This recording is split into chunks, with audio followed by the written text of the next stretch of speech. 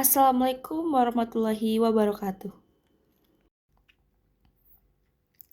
Saya akan presentasikan tentang materi bab 10, yaitu tentang perlindungan konsumen. Apa sih pengertian perlindungan konsumen? Terdapat dua istilah terkait konsumen, yaitu hukum konsumen dan hukum perlindungan konsumen.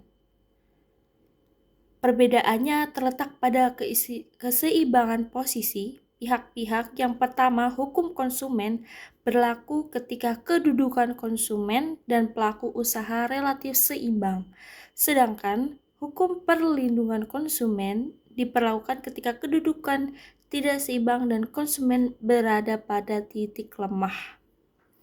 Selanjutnya ada hak-hak konsumen. Yang pertama ialah hak-hak konsumen menurut UU PK Pasal 4 antara lain ialah hak atas keamanan, kenyamanan, dan keselamatan. Yang kedua, hak memilih barang atau jasa. Dan yang ketiga adalah hak atas informasi yang benar. Contohnya ialah seperti memberikan label pada produk-produk yang diproduksi, kode produksi, dan juga tanggal expired atau kadaluarsanya. Yang kedua yaitu tujuan perlindungan konsumen.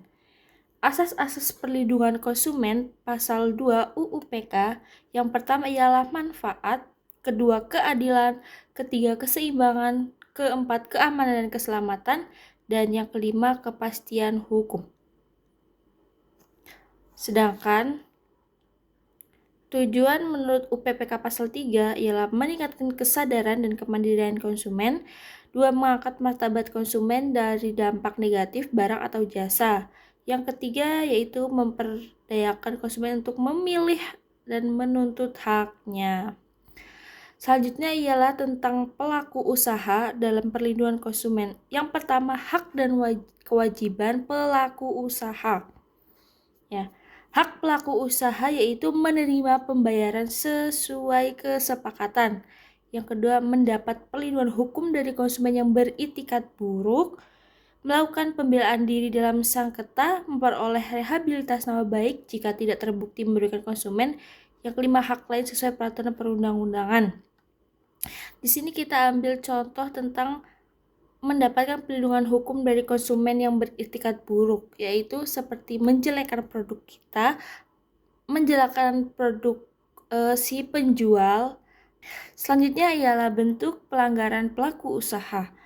UU Perlindungan Konsumen mengklasifikasikan pelanggaran ke dalam 3 kelompok, yaitu pelanggaran produksi, pemasaran, dan juga periklanan. Pelanggaran produksi itu meliputi 10 larangan seperti barang tidak sesuai standar, tidak sesuai label, tidak mencantumkan kadaluarsa, tidak halal sesuai label, tidak ada informasi dalam bahasa Indonesia, serta larangan menjual produk rusak. Pelanggaran pemasaran pasal 9 sampai 6 meliputi larangan promosi menyesatkan, informasi palsu tentang harga atau kegunaan, janji hadiah yang tidak diberikan, promosi dengan waktu atau jumlah palsu, cara pemasaran yang memaksa atau mengganggu fisik atau psikis. Yang ketiga, pelanggaran periklanan, larangan iklan yang menipu atau menyesatkan konsumen. Contohnya seperti overprice atau overclaim. Selanjutnya, kewajiban pelaku usaha. Sebagai pelaku usaha tentu memiliki beberapa kewajiban, yaitu beritikat baik, memberikan informasi benar, jelas, dan jujur, melayani konsumen secara adil dan tidak diskriminatif atau membeda-bedakan. Selanjutnya ialah tanggung jawab pelaku usaha. Prinsip tanggung jawab dalam hukum perlindungan konsumen mencakup liability, presumption of liability, presumption of non-liability, strict liability, limitation of liability. Perlindungan bagi konsumen dari pelaku usaha. Yang pertama ialah hak dan kewajiban para pihak. 2. Larangan bagi pelaku usaha. 3. Larangan penggunaan klausula baku seperti pengalihan tanggung jawab, larangan pengambilan uang, pembuktian sepihak, dan aturan-aturan yang merugikan konsumen. Selanjutnya adalah penyelesaian sengketa. konsumen dapat menggugat pelaku usaha melalui pengadilan atau lembaga penyelesaian sengketa konsumen (BPSK). Yang pertama, penyelesaian dapat dilakukan di dalam atau di luar pengadilan. Penyelesaian di luar pengadilan tidak menghapus tanggung jawab pidana. Gugatan ke pengadilan hanya dapat dilakukan di penyelesaian di luar pengadilan gagal. Contoh studi kasusnya ialah skincare yang overclaim atau overprice. Overclaim sendiri, misalkan dalam skincare tersebut terdapat bahan-bahan yang dituliskan, namun nyatanya tidak ada bahan-bahan tersebut.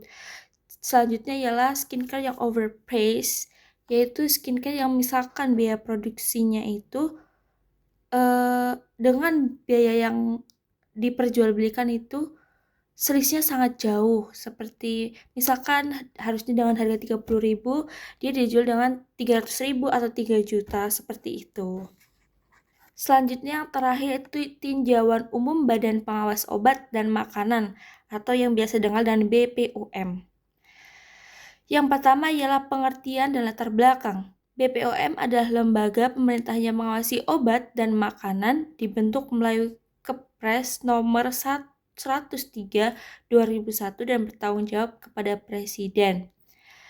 Selanjutnya, fungsi dan wewenang BPOM. BPOM berfungsi menyusun dan melaksanakan kebijakan pengawasan obat dan juga makanan, melakukan koordinasi pembinaan, pemantauan, serta administrasi. Wewenangnya mencakup penetapan standar atau bahan tambahan, pemberian izin edar, pengawasan industri farmasi, dan penarikan produk yang berbahaya berdasarkan PP nomor 28 2004. BPOM juga memiliki beberapa kode BPOM, yaitu MD, seperti contohnya produk luar negeri, ML produk impor, SP untuk usaha menengah yang mengikuti penyuluhan keamanan pangan, PIRT untuk industri pangan rumah tangga. Selanjutnya ialah BBPOM. BBPOM adalah unit pelaksanaan BPOM di tingkat provinsi yang bertugas menguji produk, memeriksa standar produksi dan distribusi, melakukan penyelidikan, memberikan sertifikasi, dan menangani layanan konsumen. Kewenangannya seperti preventif, atau pre-market, pemeriksa dan sertifikasi sebelum produk beredar. Selanjutnya represif, post-market sampling seperti sampling, uji laboratorium, penarikan produk berbahaya. Jadi sekian materi bab 10 yang saya presentasikan. Saya ucapkan terima kasih.